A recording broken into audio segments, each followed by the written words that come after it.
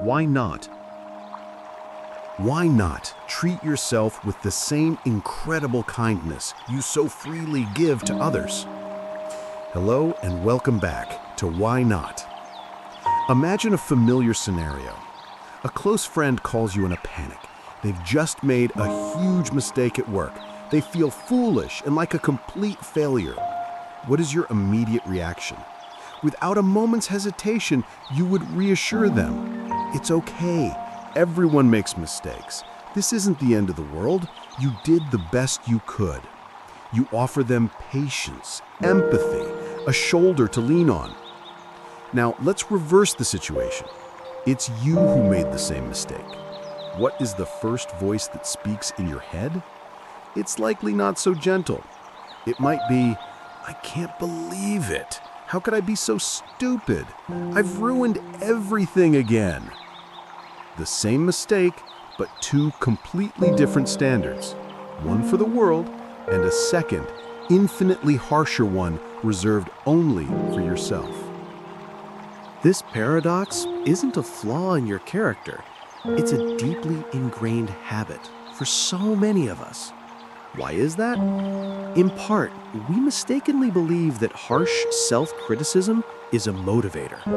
We think that if we are easy on ourselves, we will become lazy, complacent, and stop trying. We use the whip of self-criticism to push ourselves forward because we're afraid that without it, we will simply stand still. Another reason is that we see others from the outside, but we see ourselves from the inside. When a friend fails, we see their action in a specific context. But when we fail, we see the entire library of our past failures, our deepest insecurities, and the flaws that only we know exist. We don't just judge the act, we judge our entire being. But this constant refusal to offer ourselves kindness takes a heavy, invisible toll. It leads to exhaustion. Living with a 24/7 inner critic is more tiring than any job.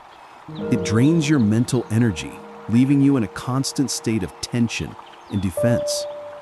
It stifles your creativity and courage.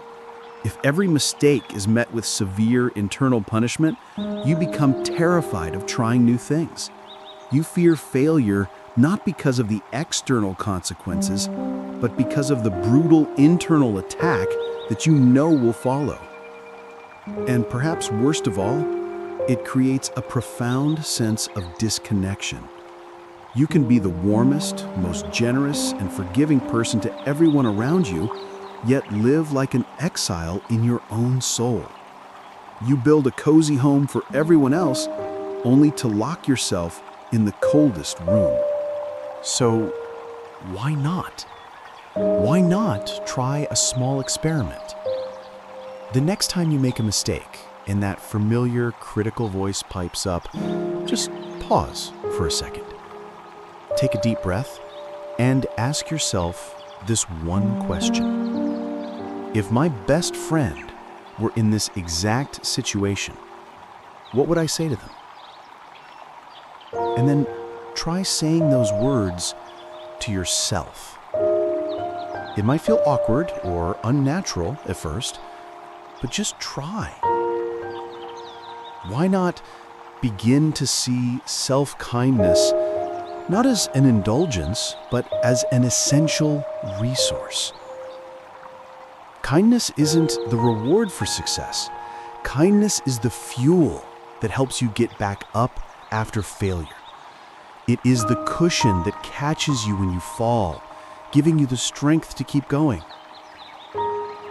Start with the smallest of actions. Place a hand on your heart when you feel anxious. Make yourself a warm cup of tea after a long day. Allow yourself to rest without feeling guilty. The relationship you have with yourself is the longest and most important one of your life. It is the soundtrack to everything else. Why not make it a gentle melody instead of an endless indictment? You are worthy of kindness, patience, and empathy. And the very first person who needs to offer it to you is you. So today, why not look in the mirror and instead of searching for flaws, try saying one simple thing. You're doing a good job. Because believe me, you truly are.